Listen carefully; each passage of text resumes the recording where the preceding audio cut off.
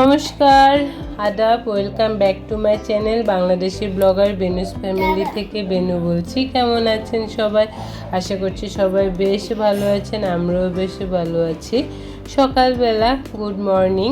সকালবেলা ঘুম থেকে উঠে সবার আগে নাস্তা শেষ করেছি, তারপর বারান্দায় এসে জামা কাপড়গুলো তুলবো। এখন শুকিয়ে গিয়েছে।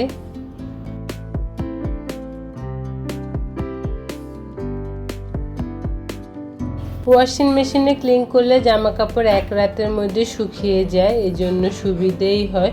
পরে ভাঁজ করে রাখবো। আর এখানে মাম্মাম রাতে খেলেছে, আমি আর সেটা গুছাইনি, এখন গুছাতে হবে, কারণ আমি কিছু সময় পর ঘর ক্লিন করব।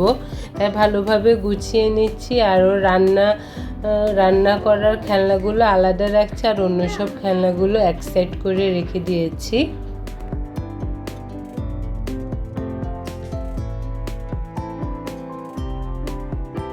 তারপরে কর্নারের নিচেরটা একটু ক্লিন করছি, অনেক দিন ধরে ক্লিন করা হচ্ছে না, তো ভাবলাম একটু ক্লিন করে নিই। আর এই ছোট ছোট বইগুলো অনেক আগে কিনেছিলাম মামামের জন্য, এখন তো বড় হয়ে গিয়েছে, এখন আর এটা দরকার পড়ে না। তো গুছানোর পর কেমন লাগছে এক নজর আপনাদের দেখিয়ে দিয়েছি। গরম বলে আর দরজা জানলা খোলা রাখিনি।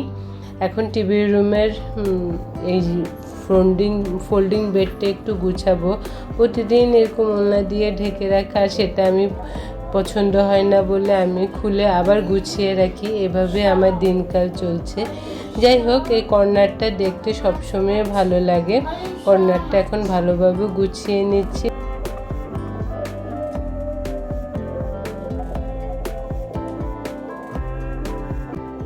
তো বেডটা গুছিয়ে দিয়েছি। আজকে ডাল ভর্তা, আলু ভাজি, বেগুন ভাজি, ডাল, সালাদ আর একটা মাছ ছিল, এইটুকু দিয়ে খাবার হবে। তো আমার প্রচণ্ড খিদে লেগেছে, আর আমি সকালে স্নান করেছি বলে এখন আর স্নান করব না, একবারে সন্ধ্যার পর করব। তা ভাবলাম যে একটু খেয়ে নিই।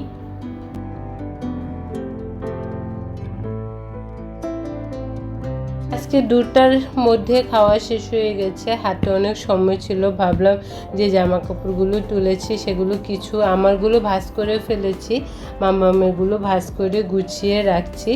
আর কমলা কালারটা ব্ল্যাঙ্কেট, এটাও গুছিয়ে রাখবো।